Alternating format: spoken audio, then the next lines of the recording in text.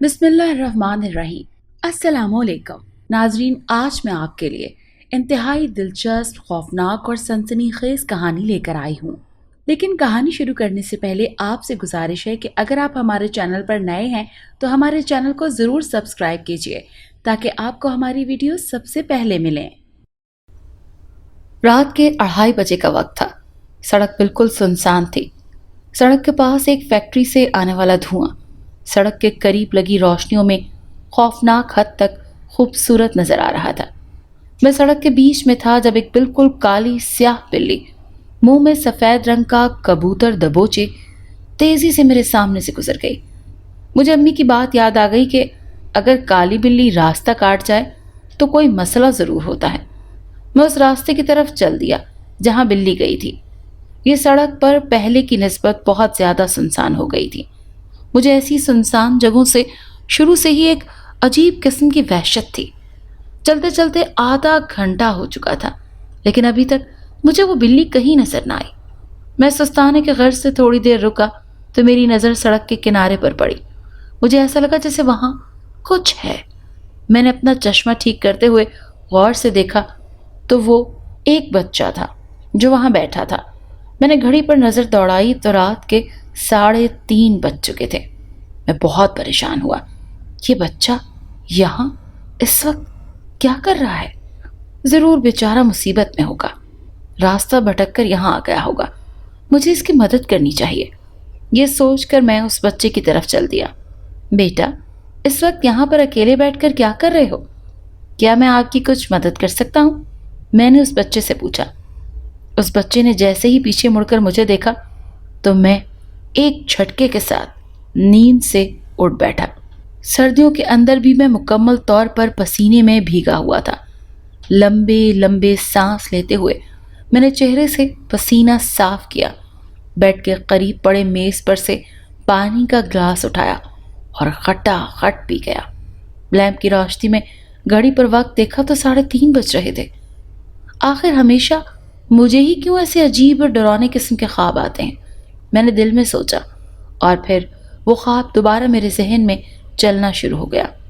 اس بچے نے جب پیچھے مڑ کر میری طرف دیکھا تو اس کا منہ خون سے بھرا ہوا تھا اور اس بچے کے ہاتھ میں وہی کالی بلی تھی جسے وہ آدھا کھا چکا تھا۔ انکل، یہ بلی مجھے بہت تنگ کرتی تھی، اس بچے نے یہ کہا اور اٹھ کر میرے پاس آنے لگا تھا۔ شکر ہے میری آنکھ کھل گئی۔ اس کے بعد پھر مجھے نیند نہیں آئی۔ ساری رات عجیب و غریب قسم کے خیالات میرے ذہن میں آتے رہے۔ صبح کے 8 بجے میں ناشتہ کیے بغیر ہی آفس کی طرف نکل پڑا۔ سارا راستہ میں کل رات والے خواب کے بارے میں ہی سوچتا رہا۔ میں نے فیصلہ کیا کہ مجھے اس حوالے سے کسی ماہر نفسیات کو چیک کرانا چاہیے۔ آفس پہنچتے ہی میں نے خود کو مصروف رکھنے کے لیے گزشتہ 1 ہفتے سے پینڈنگ پڑی تمام فائلز منگوا لیں۔ کافی کا مگ ہاتھ میں لیے میں غور سے ایک فائل پڑھ رہا تھا جب میری اسسٹنٹ عالیہ اجازت لے کر کمرے میں داخل ہوئی۔ سر، یہ مزید کچھ فائلز ہیں جو آپ نے منگوائی تھی۔ چلیں ٹھیک ہے، آپ انہیں ٹیبل پر رکھ دیں، میں دیکھ لوں گا۔ عالیہ کی طرف دیکھے بغیر میں نے فائل کا صفحہ پلٹتے ہوئے جواب دیا۔ عالیہ نے فائلز ٹیبل پر رکھ دیں۔ کچھ یاد آنے پر میں نے عالیہ کو بلایا تو میری نظر اس کے پاس کھڑے بچے پر جمی ہوئی۔ وہی بچہ تھا جسے کل رات میں نے خواب میں دیکھا تھا۔ میری بات ادھوری رہ گئی اور کافی کا مگ میرے ہاتھ سے گرتے گرتے بچا۔ میں شدید خوف کے عالم میں اس بچے کو دیکھ رہا تھا۔ مجھے ایسا لگ رہا تھا جیسے وہ مجھے دیکھ کر ہنس رہا ہو۔ اس سے پہلے کہ میں کچھ کہتا، عالیہ بول پڑی۔ سر، یہ میرا بھتیجا مانی ہے۔ اس کی پیرنٹس کے 2 سال پہلے ایک ایکسیڈنٹ میں ڈیتھ ہو گئی تھی تو یہ میرے ہی ساتھ رہتا ہے۔ ہو سکتا ہے یہ میرا وہم ہو، یہ مسلسل اس خواب کے بارے میں سوچنے کی وجہ سے مجھے یہ بچہ اس خواب والے بچے جیسا لگ رہا ہو۔ یہ سوچتے ہوئے میں نے اپنے خوف پر قابو پاتے ہوئے خود کو نارمل کیا۔ سر، آپ نے کچھ کہنا تھا؟ عالیہ نے مجھ سے پوچھا۔ کون؟ میں نے؟ نہیں تو آپ جا سکتی ہیں۔ میں مکمل طور پر کنفیوژن کا شکار تھا۔ اس کے جاتے ہی میں نے ٹائی کو ڈھیلا کر کے لمبی لمبی سانسیں لینا شروع کر دی۔ آخر یہ سب میرے ساتھ کیا ہو رہا تھا؟ یہ بچہ کیوں میرے خواب میں آنے والے بچے جیسا تھا؟ میں نے خود سے باتیں کرنا شروع کر دی۔ ہو سکتا ہے مجھے وہم کی بیماری لگ گئی ہو۔ نہیں نہیں، مجھے اچھے سے یاد ہے، یہ وہ خواب والا بچہ وہی تھا، بالکل ایسا ہی۔ میرے آفس کا دروازہ کھلا اور ایک ملازم اندر داخل ہوا۔ سر، لنچ کا وقت ہو گیا ہے، آپ کا کھانا میں نے لگا دیا ہے۔ نہیں یار، میں آج کھانا نہیں کھاؤں گا، مجھے بس ایک کپ کافی اور لا دو۔ اس کے بعد مجھ سے کوشش کے باوجود آفس کا کوئی کام نہیں ہوا اور شام تک میں 4 کپ کافی کے پی گیا۔ 5 بجے گھر جانے کے لیے اپنے کمرے سے باہر نکلا تو عالیہ کے ساتھ وہی بچہ بیٹھا ہوا تھا۔ میں کچھ دن آفس نہیں آؤں گا، آپ تمام فائلز شاکر کے ہاتھوں میں فلیٹ پر بھجوا دیجیے گا۔ میں نے اسے بچے کی طرف دیکھتے ہوئے عالیہ سے کہا۔ او ہو مانی، یہ کیا کر دیا تم نے؟ بچے نے ایک کھلونے کے ساتھ کھیلتے ہوئے اچانک اس کی گردن توڑ ڈالی۔ پھپھو، یہ مجھے بہت تنگ کرتا تھا، اس بچے نے میری طرف دیکھتے ہوئے عالیہ کو جواب دیا، اور میں تھوک نگلتے ہوئے جلدی جلدی وہاں سے چل پڑا۔ یہ کوئی اتفاق نہیں ہے، ضرور اس بچے کا میرے خواب سے کوئی تعلق ہے، ورنہ ویسی شکل، وہی جملہ۔ نہیں، یہ میرا وہم نہیں ہو سکتا، کچھ مسئلہ ضرور ہے۔ میں نے لفٹ سے باہر نکلتے ہوئے پریشانی کے عالم میں سوچا اور گھر جانے کے بجائے سیدھا ایک ماہر نفسیات ڈاکٹر کے پاس پہنچ گیا اور اسے تمام واقع مکمل تفصیل کے ساتھ سنایا۔ اس میں گھبرانے والی کوئی بات نہیں ہے، بعض دفعہ کام کی زیادتی، نیند پوری نہ ہونے کی وجہ سے، یا کھانا وقت پر نہ کھانے یا کم کھانے سے بھی ایسا ہوتا ہے، اور آپ تو یہ سب کچھ کر رہے ہیں۔ میں کچھ دوائیاں لکھ دیتا ہوں، یہ استعمال کریں، انشاءاللہ بالکل ٹھیک ہو جائیں گے۔ ڈاکٹر صاحب نے میری بات سننے کے بعد کہا اور دوائیاں لکھ دیں۔ میں دوائیاں لے کر گھر واپس آ گیا اور اچھے سے کھانا کھانے کے بعد دوائیاں کھا کر ڈاکٹر کی ہدایت کے مطابق جلدی سو گیا۔ آج معمول سے ہٹ کر مجھے لیٹتے ہی فوراً نیند آ گئی، ورنہ تو آرام سے 1.5-2 گھنٹے لگ جاتے تھے۔ میں بہت گہری نیند میں تھا، مجھے ایسا محسوس ہوا کچھ شور ہو رہا ہے۔ میں گہری نیند سے اس وقت یکدم چھلانگ لگا کر اٹھ بیٹھا جب میرے کانوں میں زبردست قسم کا شور سنائی دیا۔ ابھی میں ویسے ہی نیند کی حالت میں تھا۔ میرے فلیٹ کا مین دروازہ دوبارہ زور زور سے بجنا شروع ہوا۔ میں نے لیمپ جلایا اور گھڑی پر وقت دیکھا تو خوف کی ایک لہر میرے پورے جسم میں دوڑ گئی، کیونکہ گھڑی پر 3:30 بج رہے تھے۔ مجھے فوراً میرا خواب یاد آ گیا۔ دروازہ ایک مرتبہ پھر شدت سے بجنا شروع ہوا۔ نہیں نہیں، یہ کوئی اتفاق نہیں ہو سکتا، ضرور کوئی مسئلہ ہے، میں نے دل میں سوچا۔ لیکن ڈاکٹر تو مکمل تسلی دے چکا تھا کہ یہ صرف روٹین کی گڑبڑی کی وجہ سے ہو رہا ہے۔ میں ڈاکٹر کی بات پر تسلی کرتے ہوئے اپنی جگہ سے اٹھا اور دروازہ کھولنے باہر چلا گیا۔ دروازہ کھولا تو باہر عالیہ اور وہی بچہ مانی کھڑے ہوئے تھے، جنہیں یوں رات کے اس پہر اپنے فلیٹ پر دیکھ کر مجھے زبردست قسم کی حیرت ہوئی۔ مانی کے ہاتھ میں وہی کھلونا تھا جس کا سر اس نے شام کے وقت دفتر میں توڑ دیا تھا، لیکن اب وہ کھلونا بالکل ٹھیک تھا، سر بھی لگا ہوا تھا۔ باہر بہت تیز بارش ہو رہی تھی، بار بار بجلی چمک رہی تھی اور بادل گرج رہے تھے۔ سر، ہم بہت مجبوری میں آپ کے در پر آئے ہیں، پلیز ہماری مدد کریں، ہمیں آپ کے علاوہ کسی کا سہارا نہیں ہے، عالیہ نے روتے ہوئے بولنا شروع کیا۔ اچھا، آپ اندر آئیں، پہلے ہی بارش کی وجہ سے بہت بھیگ چکی ہیں۔ میں نے انہیں اندر بٹھایا اور ان کے لیے ٹاول دینے چلا گیا، سردی کی وجہ سے کہیں بیمار نہ پڑ جائیں۔ ٹاول دینے کے تھوڑی دیر بعد میری نظر مانی پر پڑی۔ وہ مسلسل مجھے دیکھ کر مسکرائے جا رہا تھا۔ مجھے اس کی مسکراہٹ سے عجیب بے چینی ہو رہی تھی۔ میں آپ لوگوں کے کھانے کے لیے کچھ لاتا ہوں، یہ کہہ کر میں کھڑا ہوا تو میری نظر اچانک عالیہ کی ٹانگوں پر پڑی تو میں اپنی ٹانگوں کے نیچے سے زمین نکلتی محسوس ہوئی۔ میں مارے ڈر کے گرتے گرتے بچا۔ عالیہ کی ٹانگیں بالکل الٹی اور خوفناک تھیں، جیسی چڑیلوں کی ہوتی ہیں۔ میں بڑی مشکل سے اپنے ڈر کو قابو کرتے ہوئے کچن کے بہانے اپنے کمرے میں گیا اور دروازے کو اندر سے لاک کر دیا۔ موبائل اٹھا کر پولیس کا نمبر ملایا۔ 3 گھنٹے پر میری کال اٹینڈ کی گئی اور میں نے تیزی سے چلتی اپنی دھڑکنوں کو قابو میں کیا اور بڑی مشکل سے آواز نکال کر کہا، میرے گھر میں کوئی بڑی عجیب و غریب قسم کی مخلوق آ چکی ہے جس کی جس کی ٹانگیں الٹی ہیں اور وہ خوفناک ہے۔ جب میں نے اپنی بات مکمل کر لی تو آگے سے جواب سن کر موبائل میرے ہاتھوں سے نیچے جا گرا اور میں ڈر کر بیڈ پر جا پڑا۔ فون پر پولیس کے بجائے عالیہ کی آواز تھی جو کہہ رہی تھی، میں چڑیل ہوں سر۔ اسی وقت مجھے محسوس ہوا کوئی میرے بالکل پیچھے ہے۔ میں نے ڈرتے ڈرتے پیچھے مڑ کر دیکھا تو خوف سے بھری کینچی میرے ہاتھ میں تھی۔ بالکل اسی وقت ڈاکٹر کمرے میں داخل ہوا۔ میں نے چڑیل کی طرف دیکھا تو مجھے اپنی آنکھوں پر یقین نہیں آیا، کیونکہ اب وہاں چڑیل کے بجائے نرس کی خون سے لت پت لاش پڑی تھی۔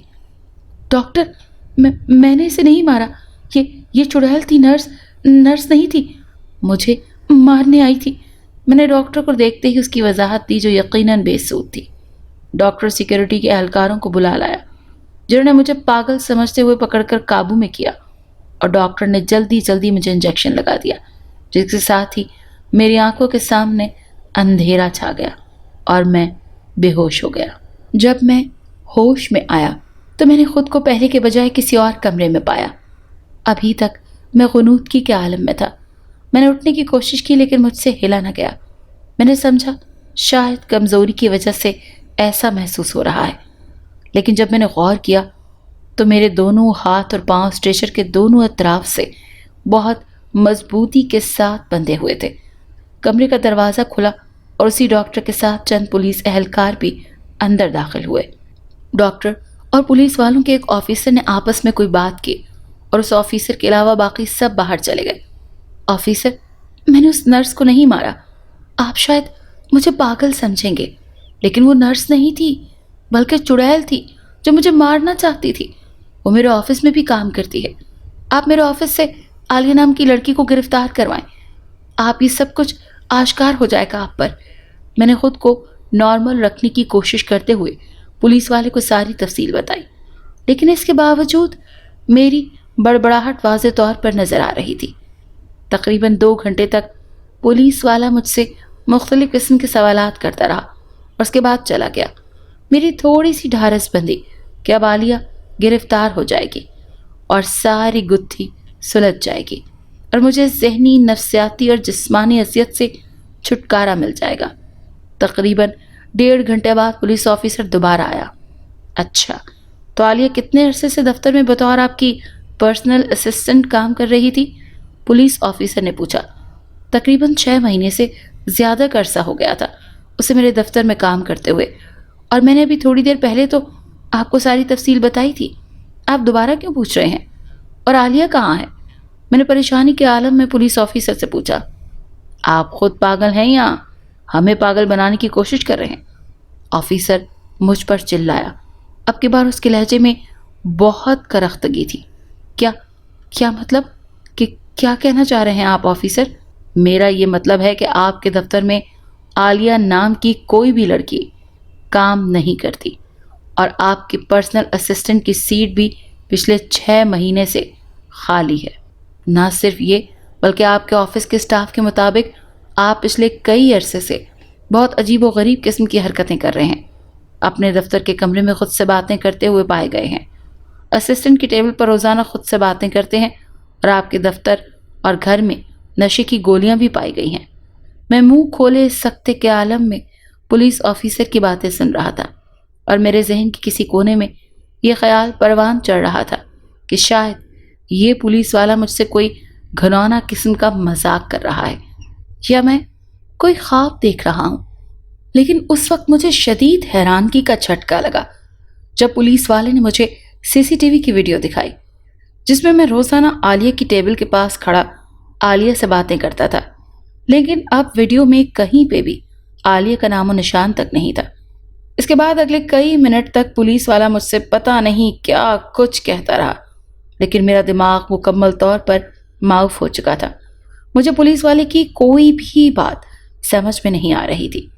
ایک مرتبہ پھر میری آنکھوں کے سامنے سب کچھ دھندلاہٹ کا شکار ہو گیا، اور تھوڑی ہی دیر میں ہر طرف تاریکی چھا گئی۔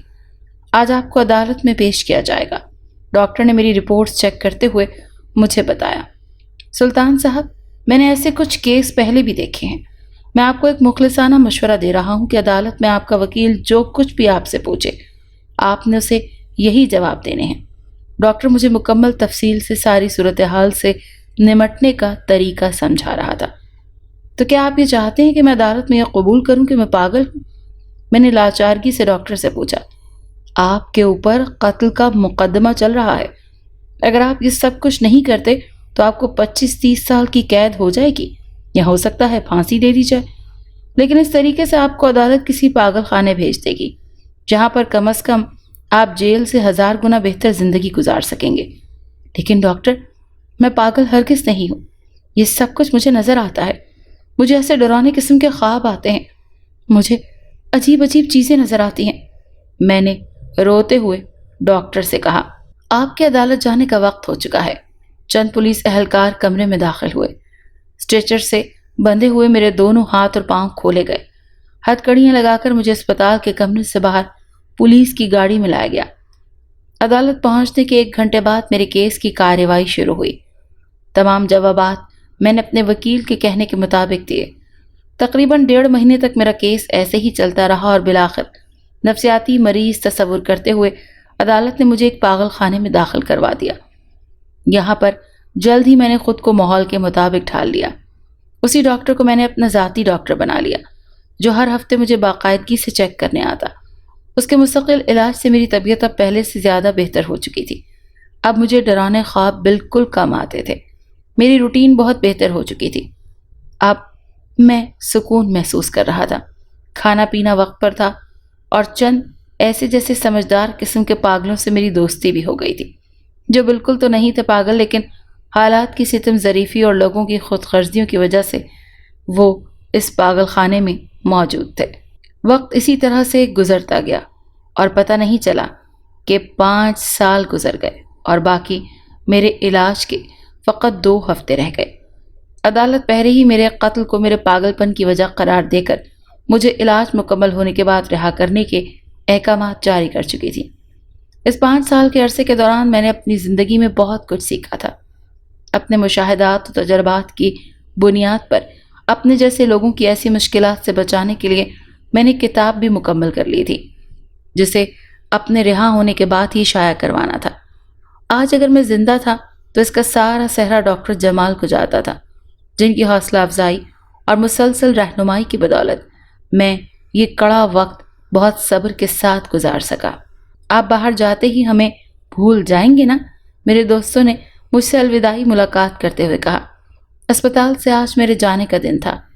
جہاں مجھے جانے کی خوشی تھی، وہیں ان چند دوستوں کے ان حالات کا دکھ بھی تھا، کیونکہ صرف میں ہی ان کے دکھ کو سمجھ سکتا تھا۔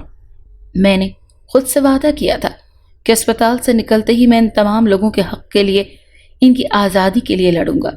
اسپتال کے پورے اسٹاف سے ملنے کے بعد میں جانے کے لیے سیڑھیوں کی طرف چل رہا تھا۔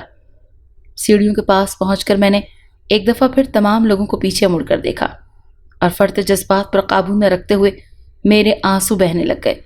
میں جلدی جلدی سیڑھیوں کی طرف مڑا تو مجھے سامنے لگے شیشے سے باہر نیچے کی جانب کچھ شناسا چہرے نظر آئے۔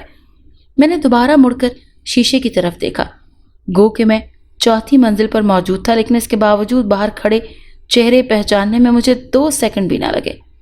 یکدم میرے چہرے کے تاثرات بدل کر غصے سے میرا چہرہ لال ہو گیا، میرا خون کھولنے لگا۔ باہر عالیہ اور اس کا وہی بھتیجا مانی کھڑے تھے۔ جیسے ہی میری نظر ان پر پڑی وہ مجھے دیکھ رہے تھے، جیسے میرا ہی انتظار کر رہے ہوں۔ انہیں دیکھتے ہی میرے سامنے میری زندگی کے پچھلے 5 سال اور بربادی سب مناظر چلنا شروع ہو گئے۔ مجھے میری خوشیوں سے بھرپور زندگی سے عذابوں کی دلدل میں دھکیلنے والی ملزمہ میرے سامنے کھڑی تھی۔ میں اپنے غصے پر قابو نہ پاتے ہوئے فوراً سیڑھیوں کی طرف بھاگا۔ مجھے یوں اچانک بھاگتے دیکھ کر اسپتال کا عملہ بھی پریشان ہو کر میرے پیچھے آنے لگا۔ عالیہ کو دیکھ کر میری آنکھوں میں خون اتر چکا تھا۔ میں بہت تیزی سے نیچے کی جانب بھاگا جا رہا تھا۔ دوسری منزل کی سیڑھیوں پر سے اترتے ہوئے اچانک میرا پیر پھسلا اور میں بہت بری طرح پھسلتے ہوئے سیڑھیوں کے سامنے لگے شیشے کو توڑ کر نیچے جا گرا۔ میں صحیح سلامت کھڑا تھا، لیکن نیچے زیر زمین عمارت کی بنیادوں میں پڑے سریوں کے اندر ایک لاش دھنسی پڑی تھی۔ ایک سریا اس کی آنکھوں میں گھس چکا تھا، ایک کھوپڑی کے اندر، اور 5 سریے اس کے جسم کے باقی حصوں میں شامل ہو چکے تھے۔ یہ لاش मेरी ही पड़ी हुई थी और ज़िंदगी से हमेशा हमेशा के लिए आज़ादी हासिल करके पास मेरी रूह खड़ी थी, जिसके अंदर अब इंसानियत नहीं थी। वक्त और जगह की कैद से आज़ाद होकर अब मेरी भटकती हुई रूह का मकसद सिर्फ और सिर्फ बर्बादी था। अब मैं हर जगह हर वक्त मौजूद हूँ। जब आप मेरी ज़िंदगी का ये अजियतों भरा वाक़या पढ़ रहे होंगे, मैं उस वक्त आप ही के पास, आपके इर्द गिर्द यहीं कहीं मौजूद होऊंगा। अगर आपको ये कहानी अच्छी लगी है तो इस वीडियो को लाइक कीजिए और इस तरह की मज़ीद वीडियोस देखने के लिए हमारे चैनल को सब्सक्राइब कीजिए। और हाँ, अगर आपके किसी दोस्त, रिश्तेदार या बहन के साथ खुदा न करे ऐसा कोई वाक़या पेश आया है तो हमें कमेंट सेक्शन में उसके बारे में ज़रूर बताइए।